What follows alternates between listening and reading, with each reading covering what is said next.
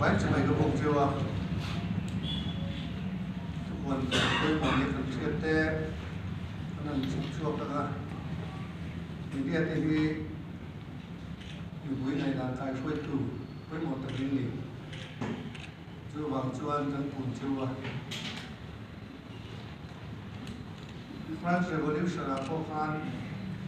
we movement siap to factor khata chuan media ten poi mo ti internal le thu secretary thei lawa ma ro chu modify lam le lo kan sei as it is ki kal se cha ka ki da to lai to kan in chuwa municipal a ruling home lo kan in thang don chap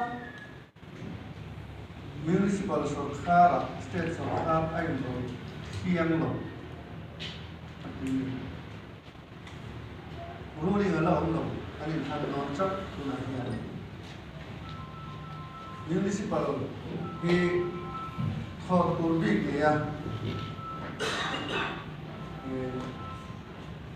hopefully we can real bona li wangin state sarkar in no hi thil thiang ani lawa municipal sarkar lo in no to state sarkar chuan India Constitution Part 9A 243B 243R 243S here and Aziadu hopefully me the dignal chango anram peta hopefully me the real bona le ibasona to Aziadu chu anza lawali chu where a team possibly Sarkar ne chanti te project te hi anbuli chuan municipal anom te ose municipal ron vaunan an nom puli AMC na ale thune na state sarkar ai mon tu ani lawa ai no thiam bok lo mani thune na sia sarkar in chantum velo khal kwal mai thei lo tu malangam me yo aizoli amamo malangam me yo aizoli amamo tin dap chople injir chop tura aizol kal puichi ani lawa khotlang le ram suai tu le pason na thok tu tak durin experience tha ni angai experience tha ni angai Fortuna dia rebot botin municipal sumi ruling ya wanga don tu angin jetir nakal meka sarkar center tanga sumlo kal AMC ape playa wanga le achoi ya municipal suma state sarkar tu anei lo di atichian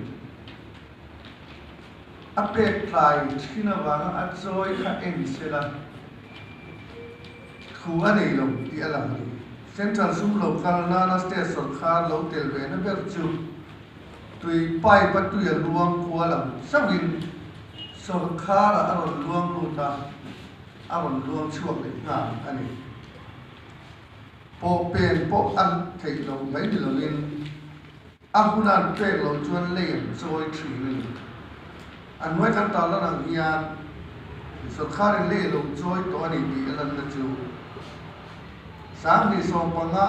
noi som thum pa ni sin luk sang kwa sang ni som paru som pasaria nai kha ka pili chi lo wa noi som na pali sin thum sang riat sang ni som pasari som pariata nuai som thum pakwa sing sari le sangli sang ni som pakwale sang ni som dia nuai som pali sanga zaru som sari pakhat arwai nuai za som li sing ria sangu zaru som sari pakhat state sarkar in municipal achoi to an chu ti chunga thu anei lo ti hi we kai suai sual tum na le ai zol kho pui ma ngai na aya party interest ami pui bol at tum na ni thu dik khi soi ve mai tu municipal chu ma ne ro re la ni tin ani tin angin a subject en ko la yen sarkar in rol na tu a lo ni subject chu kan the to a point parian la ya aron transfer to a parking area tidang lam tur po hian MLA le minister in thu an nei lo chu tiang khop chuan sarkar an thu lo ti hi a chia kan chu vai municipal thanna hian ngai tua na fi manga sarkar in a thu lo mania ro rel ngam ruling party OB tena an control mai lo tu municipal kan siam ngai tak zeta state sarkar lai khel san hi bason na anilawa a subject en kolte municipal thu nuaya om nge te manga mi puita na thok gam le thiam tu kan san hi bason na zo kan kalai kha kan highlight tu ruling kan kher hi bason na anilawa a subject manga mi puite rombola kho puiti bason thei zo san hi municipal personal municipal ko puyen call to ani angin ani ba in ra be municipal apian lo na dura ngai ko seng to ri ni kan som chewa kal phung thar anti hi in buar fai lo ba kor tha ang chawani tong kam thar mai ani kan bible chuan wine thar chu wine peng huya thun an thun ngai lo atia mizo mi puite dreamers laka ifin furan u inem sin thalo tura po hian congress in sarkar na kan chang ni chuan dan bui nei na ape ang nge smart city ni tura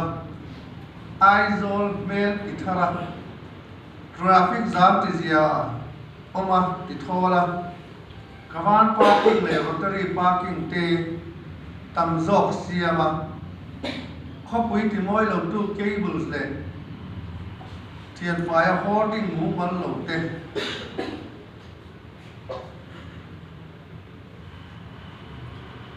khopui ri sel siam tha street light te ti chang thuma da bela khopui ri sel le hima khopui si sel na le khopui rim chia te korte thua paya sabere ka khuang kai bawa zirlai te mason na ngai tua tura ngai tua mi har sa te kong sire in zuar street vendors te ta lon pum claim chi te siama an ma ni chan chuan tur ngai tua ma la nge turin ai zol mi pui zong te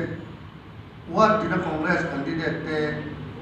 MPCC party cho lo voting che tu nai zo me te kan so ma he kan an soi chen kata hian malak tu le be mani an holding dance te po ai ko la